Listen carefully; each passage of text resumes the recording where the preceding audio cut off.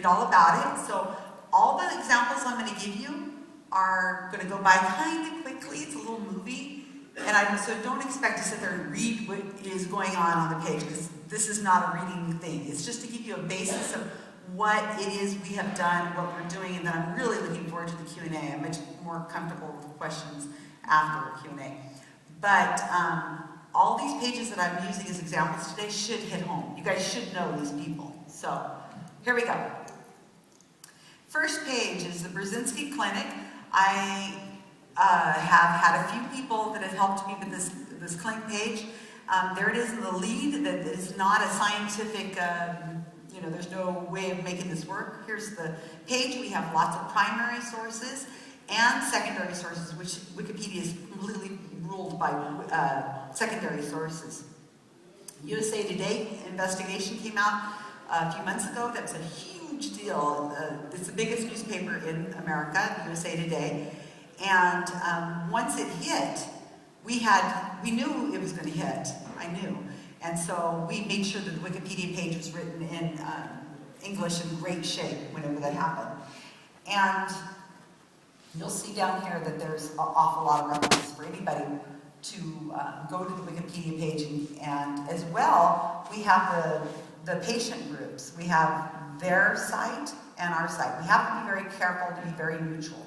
And you'll see on this page, we've also translated the page into German and other languages. This is Portuguese, I believe you're looking at right now. And these are our Wikipedia stats. So we can see that generally if people are hitting about 200 views a day, something like that, that's what people are hitting. And now, after the USA Today article came out, here we go. So we're up into the big numbers, the thousands. So when the article came out, people went, what's this? And they're going to Wikipedia, because that's where they're going to get their information. USA Today did a really good job explaining everything, so we didn't actually expect these numbers to be that high. This last slide I'm going to show you is a FAQ page for one of the biggest supporters of the Brzezinski Clinic. And he says that we should just take the page down, Wikipedia page down, because we're not allowing the skeptics are not allowing their whatever to go and put up on the Wikipedia page, and that we're basically big pharma, So we have an agenda because we have a multi-billion-dollar industry. We'd rather have people have cancer and all that kind of stuff because we're So we pretty much, this guy lectures and he talks about the Wikipedia people. I'm on a list or something now because they know who I am. I've been involved in the Brzezinski Clinic thing for about almost a little over a year now, a little over. I was really upset about this medical clinic treating people with, with cancer. It's a cancer clinic. And so it's he uses something called anti-neoplasties. It's like a urine-based something. And I said, no, we're not going to take care of that. That's just not going to happen. We can't have it. So we have people who are going to the Wikipedia pages. We don't know exactly how long they're on the Wikipedia page. We don't know if they're reading the whole thing, if it's the same person's going over and over. But we do know how many people are hitting a page. And with Brzezinski, what we want to do is we want to make sure that people get really good, neutral evidence, citations, and that if they are interested, they can go to the bottom and read all the rest of the citations and be able to, follow up. Go to our skeptical spokespeople's pages and read the blogs, read the really well done stuff. Because of course a Wikipedia page is just supposed to be an overview. So we don't know how many people have come to the Brzezinski page and turned around and left. But we know there's got to be some. Because it just has to. 175,000 people viewed the Wikipedia page for Brzezinski last year. That's 2013. So we know that people came in, looked at it, turned around and left, and did not go to Brzezinski. They might have taken on homeopathy. We don't know. We don't know what they did. So, do you all use Wikipedia? Yeah. Is there anybody here who doesn't use Wikipedia? Okay. Have you guys used it in the last month? Last week? Yeah. How about today? Yeah. Fantastic. Did anybody look up any of the speakers on Wikipedia prior to this conference? Yeah.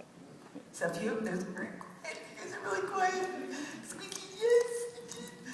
Okay, well, I hope you found what you liked, because almost all the speakers, we have rewritten their pages or looked at them and tried to make sure they were in really great shape. There's a few that we skipped because we didn't really skip them, but there's a couple pages that are like ready to be done and we couldn't get them out in time. Somebody was sick or something like that. Okay, so this is my most popular project in the Wikipedia world. It's called We Got Your Wiki Back. And my idea is that I'm not a scientist, I'm a baby photographer. So I have no skill in technology or anything of the sort. But I wanted to get back to skepticism. I've been involved in this for many years, and it's my time. You know, I was you guys sitting in the audience. It's like, get your butt up, Susan, you gotta find some project, and this is my project. So what I decided is I wanna support the people who are doing all the work from behind the scenes kind of thing. I wanted to make sure that when somebody was in the news, that damn well better have a good page. And shame on us if we're allowing crap out there on Wikipedia, which everybody's going to find out about our spokespeople. These are our people. And if we don't have their backs, nobody's going to have their backs. So it's extremely important that we have this well-written, well-cited photos. And we want the people to look human. We don't want to look like they're born somewhere and then all of a sudden they have a PhD. We want to show that they have personality. They have maybe the same kinds of things that people that are reading it can identify with them. We want to show that they came from someplace nowhere. It's just they're not all born in Cambridge or something like that to professor parents. Okay, so here's a few I'm going to show you. This is Merseyside Skeptic Society. I think you've heard of it. This is the page they had before we became involved. And it's going to go through here really quick. And there are references. I am so thrilled. There was 13 references. And you can see this is basically what the page looked like before our team got involved. So one of my editors named Bill, he took this on months ago. So now this is the current Merseyside Skeptic Society. You guys can all look this up later on your phone. But, on tablets, look at what we've got. We've got Skeptics in the Pub over here. And then there's a big old thing on homeopathy. I love this photo. When we were looking for photos to put up on the page, I said, this is going up. I love psychic surgery. I love that stuff. So we have Skeptics with a K. By the way, I need to meet all the Skeptics with a K guys. I got to take a picture with you for my friend who just loves you. So I don't leave without taking a photo for me. Richard Dawkins, I had that put on the page also to give more oomph to skepticism. Now look at the citations. He had, 17 before? We're still going. 45 citations. So this is a strong, healthy page. Anybody, anywhere, who hears about Merseyside Skeptics is going to look at this and go, damn, this is good. This is not something crap. Here, and we have photographers here. I have some photographers here that have taken a lot of these photos. So I wanted you to look and see if maybe you might be in this photo from last year. That might be kind of fun. You never know. So we have, I have people who work with us that they basically just take photographs and do different other kinds of things for us. I might know Chris French. This is very embarrassing. This page was flagged in November of 2011. January 2011. How embarrassing. We left this up there. Not even a photo. I mean, that's really bad. He's got text on here, which is better than a lot of people's pages I've seen in the past. But what do we have? 5 references? 5 references for Chris French? Give me a freaking break. I mean, seriously, we should be embarrassed at ourselves that we've allowed this to happen for so long. Here it is now. Look at the difference. And there he is at a Merseyside Skeptic Society, Skeptics in the Pub event, which is all linkable to all the stuff that you guys are all doing. Here he's at a Congress in Berlin. And so on. If you will read it when you have time, you'll find that this should be an interesting page that people will come to and say, Oh, wow, you know, I had no idea. Look at, now we're at 24 citations. Huge difference. Okay, this one's a fun one. I'm going to give you a little preview.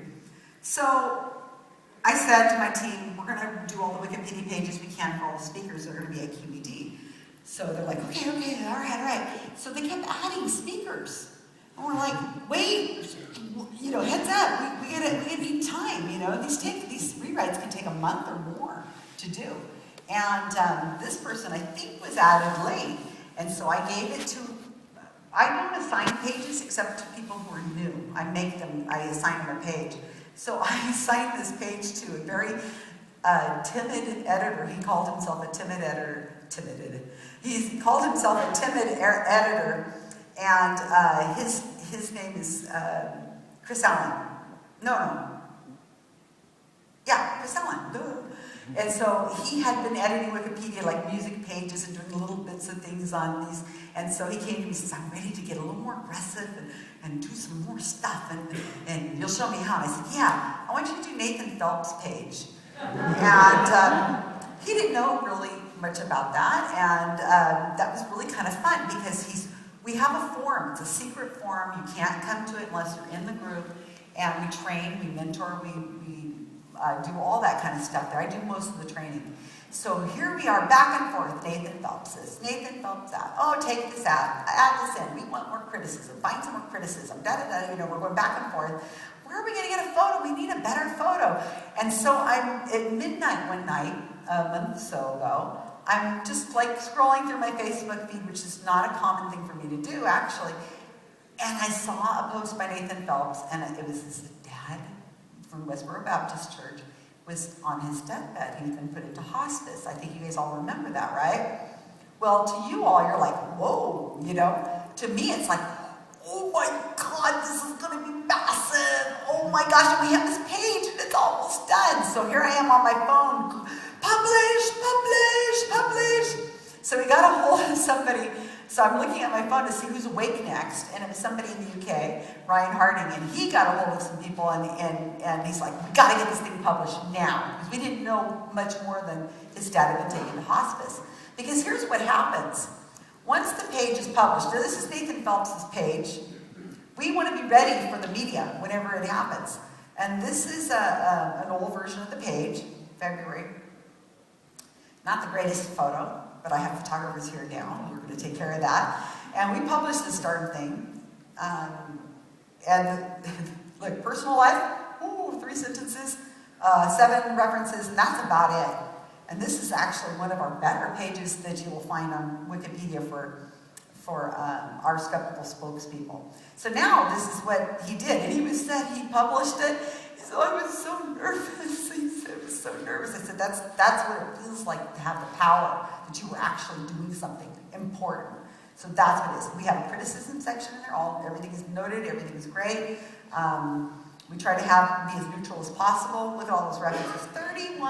Now he's looking pretty damn good, huh? So we said, let's go to his dad's page and start making sure that Nathan's mentioned on Fred's page.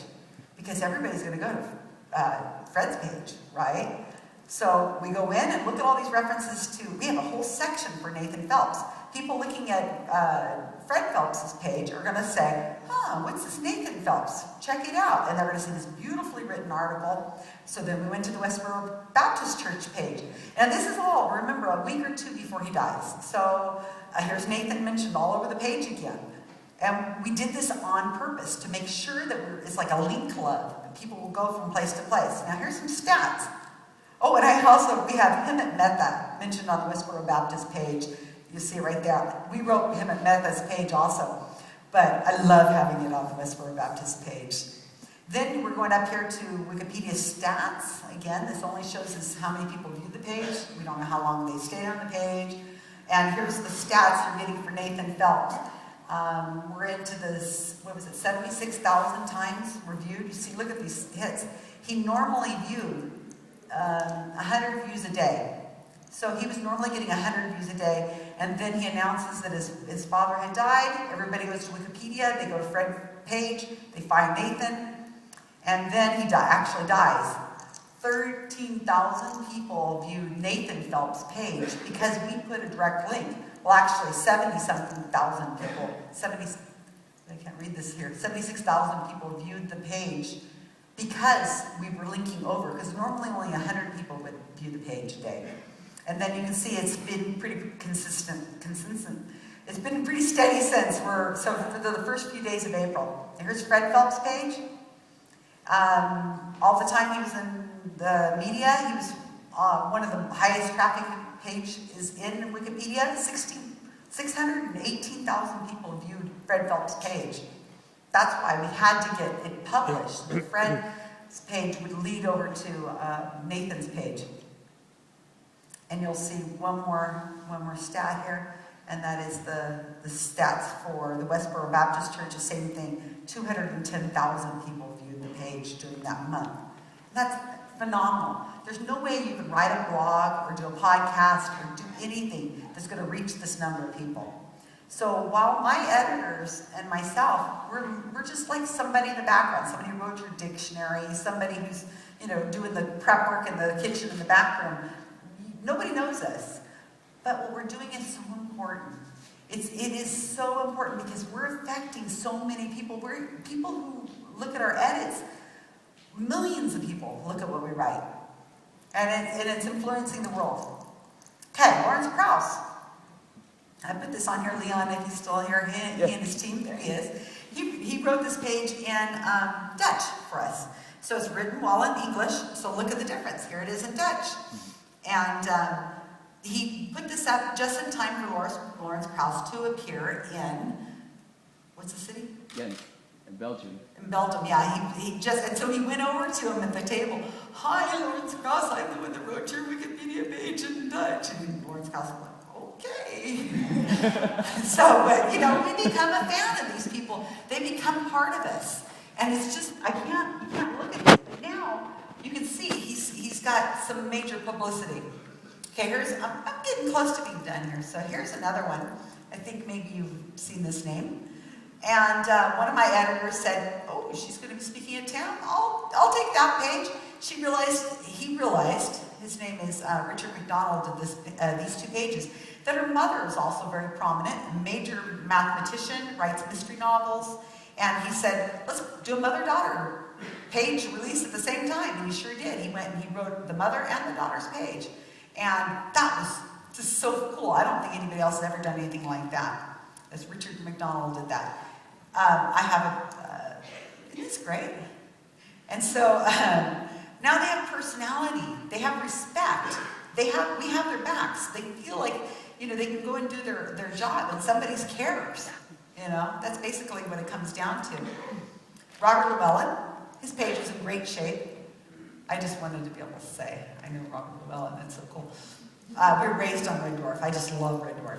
But I just want to mention that what we can do is we have these things called, look at that, Merseyside Skeptics. Do you see that? With a nice hyperlink to the Merseyside Skeptics Wikipedia page. When Robert Llewellyn is on the media or doing something that has nothing to do with skepticism, people are going to go to his Wikipedia page and they're going to find scientific skeptics. There's even a mention, a citation from Merseyside Skeptics in here. They're going to find Robert Llewellyn's other interests, the skepticism thing. What the heck is a skepticism thing? Let me click on that. Oh, that sounds pretty cool. Oh, they have conferences? Oh, look, that's in my town, Merseyside Skeptics. I know where that is. We have to be creative and put ourselves out there. And we've done this with lots of pages, not just Robert Llewellyn. We do it with a lot, but I thought I'd use him as the example. A couple more. This page, look at this. This is called a no-scroller. I made up that term. The page is so long, you do not have to scroll to see the whole page. That was it. So I need a better picture. Photographers, I need a better picture of Mark here today. This is a project that one of my editors thought of, that he heard about, and it's audio that we can record, and we put it on the Wikipedia page to give the page even more personality. And Mark went and did this for us, and he was hilarious. Oh my gosh, I didn't know him before. When the page is almost done, we asked people, hey, do you have some photos you could upload? Because we can't upload them. Can we get some audio from you? And they said, you know, he's like, okay, but what he put up was hilarious. So when you're not on your cell phones, because you're not going to probably be able to see this audio, please go in and listen to this audio. So we have a new project. It's like, God, projects everywhere. What we're trying to do is get all the audio of voice intro for all the people who have Wikipedia pages and all the people who are about to have a Wikipedia page. So I need to talk to you if you're one of them. And if you're not, please bug whoever you see here. I mean, I need to get, obviously, Nathan Phelps and Robert Llewellyn's and on and on and on. So I need their audio because it just makes the page much more personal. And then, here's another one. This was done in minutes. I love it. My editor, Christine Daly, she did this page, and she's like, I don't know if there's a lot on here on the internet. So here's what was there, three citations. I mean, come on, this is a respected speaker. She was done. She was so awesome. This is somebody who just finished training with us. Look what she did. And we go back and forth and we discuss this. And we say, should we put this in? Should we take this out? And we got to take this in. No, add this more. Isn't that beautiful? I mean, I'm so impressed with the work that they're able to do. Okay, so this is pretty much the last part. This will take about 5 minutes or so. So since I can't see my time, I'm just going to assume I'm doing okay. Jerry Andrus. Any Jerry Andrus fans out there? There's one, of course, it's Mark Edward. Everybody knows what I'm talking about. So this is one of these people, not only I'm a history major. I don't work in history or have anything to do with history other than creating history as I live each day. But I had to start with something because when I tried to start with the term evolution, and I wanted it written in all languages because there are some pages that you will look at in other languages, and evolution is in horrible shape. I mean, 2 or 3 sentences in some of these languages. That's all it is on evolution. And I said, that's really embarrassing. So what we should do is we should start with a page. And people are like, no, I don't want to do evolution. I don't understand all that terminology. I'm not a scientist. I said, you know, neither am I, so I don't know. So I decided, since I'm in charge, I picked Jerry Andrus. He's a man I actually knew. He died in 2007. He's a dear friend of James Randi and Ray Hyman. He's also has been at many conferences. He invents optical illusions. I wanted to start with Jerry because, well, first off, we need to preserve our history. Nobody was taking notes and taking photos and stuff back in the days whenever there was pre-internet and pre-all that other stuff. So we need to preserve our history. So we have to step back and make sure we're taking care of that too. So Jerry Andrus is an inventor, as I said. He creates all his optical illusions himself. And because of that, he's kind of made other people, spread out. He's also a close-up magician.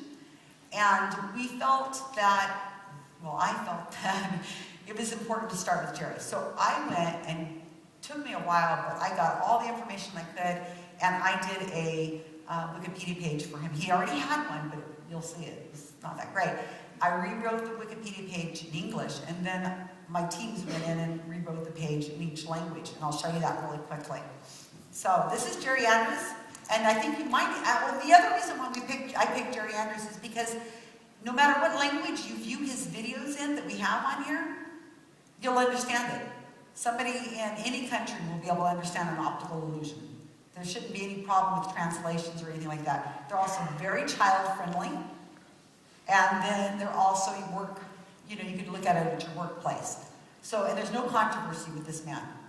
So, here it is. This is Jerry Andrus, died in 2007, amazing man. And you will know that when you read his Wikipedia page. I should make you all do pinky swears. I will read his Wikipedia page when we're done. I promise. Susan will come after me otherwise. I have photos. So, here you go. This is actually a pretty darn good page. We created this a few years ago. Here it is. He made everything. He made that mask, and he took the photo. So he set up a tripod. This guy's very eccentric, as you'll see in a moment. He only told one lie in his life, and I really do believe that.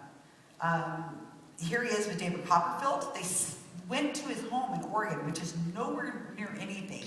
And they sought him out, Penn and Teller, because they wanted to get his ideas. This guy's brilliant. He's like the Jonathan Creek. You guys know who Jonathan Creek is, probably. Jonathan Creek of magic in the United States. This is an impossible box with Penn and Teller. And if you watch the mouse, you'll see that it's really impossible. You see that? So this is an impossible box he built, and it was one of his popular illusions. And I mean, how could it be? So it's an amazing, this is an example of one of his illusions. The guy couldn't walk anywhere without seeing an illusion. Ray Hyman talks about how he would find a pattern in the carpet. You know, if you close one eye like this, you start looking at this way. This is an organ that he had in his home. Oh, God. And this organ had everything hooked up to it. He's not married. No kids, right? Never, obviously. So he had a treadmill hooked up to it, so if he wanted to do something on his computer, he had to do a treadmill to the, it's crazy. This is the nuts and bolts. This is a straight pipe going through there. It looks like they're bent, but they're not. So, and then there's the original photo of him at the Magic Castle, which I liked. And this is a photo I took of him at the Skeptic Toolbox, which is held in Eugene, Oregon every year. And now we've got nice citations, external links. We even took a lot of the videos and translated the videos, captioned them in other languages, so people in other languages could go back and they could look at the translations. And let's see what's here. So we started translating this page. That was next. So here we have, this one's Swedish. This is the Jerry Andrews page in Swedish. They just direct translating over, not with Babel Fish or anything, but with native speakers. And this one we're looking at here is Spanish, I think, or I'm seeing French. I have no French editors anymore, so I really would appreciate having some French editors.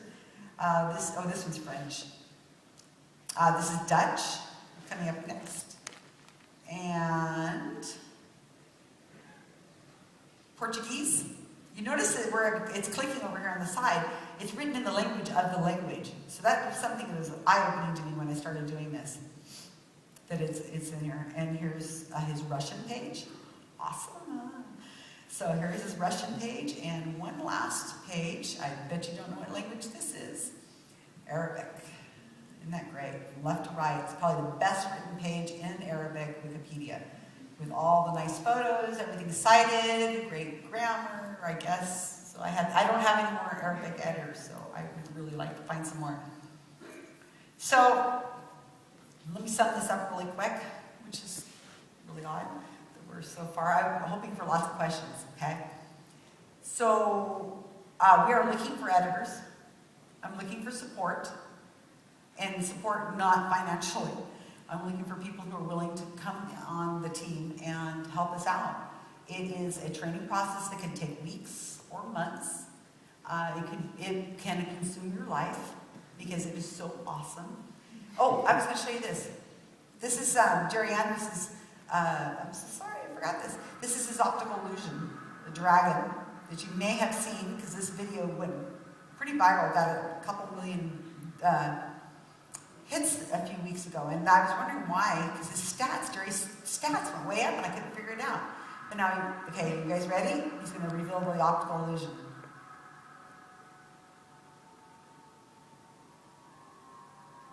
Check it out. It's a piece of paper, just folded a certain way. Look at your eyes now, watch this. Amazing, isn't it? How your eye just folds it back and unfolds it. And so then Phil Plait wrote about this dragon. This is a Jerry Andrews dragon, and somebody made it into a T-Rex. And so this started kind of going viral, and people were writing about it and everything, and I was like, what the heck's going on with Jerry Andrews' numbers? You know, why is he all of a sudden popular?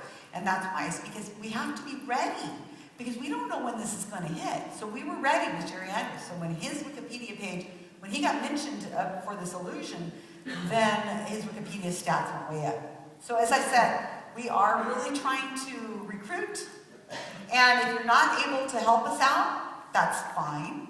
I have other projects. You can follow us on a project called Skeptic Action. It's on Facebook, Twitter, and Google+. It'll take about a minute a day to keep pseudoscience at bay. We use other technology like Web of Trust, Rebutter, and Fishbarrel sometimes, which is a UK plugin. And I have more projects. So if you're looking for a project to make it your niche, your thing, I got a list of things I can't get to that I would love to, but you're welcome to take them. And here's another thing that Tim Farley suggests. We use Lanyard. Lanyard. This has only been around a couple years. I don't know if you guys have heard of Lanyard, but it is the conference solution to everything. All the photographs, all the podcasts, everything that is mentioned at this conference needs to be put on Lanyard under the thing for it. Like this is Thursday's Fridays, right? Friday's Skeptic Camp. So everything that you have in your computers now, you can take the URL to your Facebook page if you have it open, and you're just going to add it to Lanyard. It's so simple.